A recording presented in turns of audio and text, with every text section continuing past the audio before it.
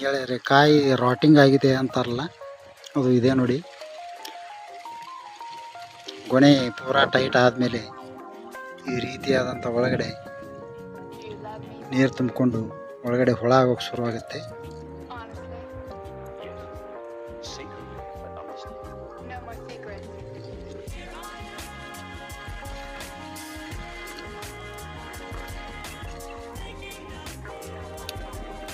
ಇದೇ ಗೆಳೆಯರೆ ರಾಟಿಂಗ್ ಅಂದರೆ.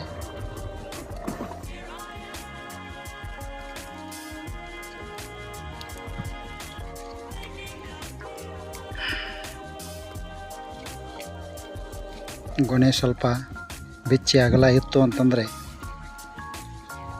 ಈ ರೀತಿ ಆಗಲ್ಲ ಗೆಳೆಯರೆ.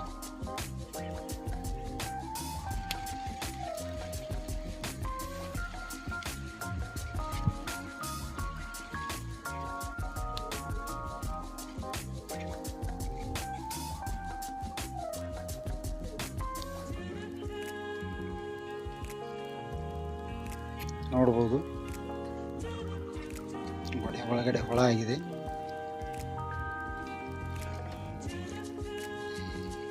ಬೆಲ್ಲ ಮೇಲೆ ಕೂಡ ಕೂತಿದೆ ನೋಡಿ. ಒಳ್ಳೆ ಕಾಯಿಗಳೇ ಕೆಟ್ಟು ಹೋಗಿಬಿಡುತ್ತೆ ಗೆಳೆಯರಿ. ಈ ರೀತಿ ಹುಳ ಆಗಿಬಿಡುತ್ತೆ.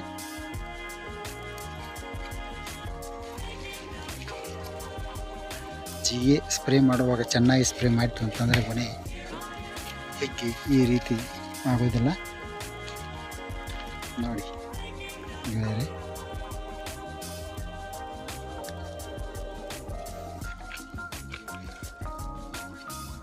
ಈ ರೀತಿ ಪೂರಾ ಗೊನೆನೇ ಕೆಡಿಸಿಬಿಡುತ್ತೆ ಗೆಳೆಯರೆ.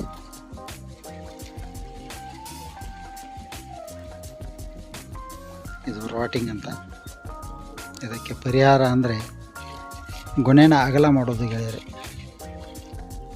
ಎಲ್ಲ ಚಿಕ್ಕದಿದ್ದಾಗ ಗೊನೆ ಹಿಗ್ಗದೇ ಇದ್ದರೆ ಸ್ವಲ್ಪ ಫ್ಲವರಿಂಗ್ ಸಮಯದಲ್ಲಿ ಸ್ವಲ್ಪ ಜಾಡಿಸೋದು ಗೆಳೆಯರಿ. ಹೂವುಗಳು ಕಡಿಮೆಯಾಗಿ ಗೊನೆ ಕಾಳು ಅಂಗಲ ಆಯ್ತಪ್ಪ ಅಂತಂದರೆ ಈ ರೀತಿ ಆಗೋದಿಲ್ಲ ಗೆಳೆಯರಿ. ಸರಿಯಾಗಿ ಗಾಳಿ ಆಡತ್ತೆ, ಔಷಧಿ ಸ್ಪ್ರೇ ಆಗತ್ತೆ. ಆ ರೀತಿ ಆಗೋ ಹಾಗೆ ನೀವು ಮಾಡ್ಕೋಬೇಕು ಗೆಳೆಯರೆ. ಈ ವಿಡಿಯೋ ಇಷ್ಟ ಆಗಿದ್ದರೆ ಇದಕ್ಕೊಂದು ಲೈಕ್ ಕೊಡಿ, ಶೇರ್ ಮಾಡಿ, ಸಬ್ಸ್ಕ್ರೈಬ್ ಮಾಡಿ. ನಮಸ್ಕಾರ.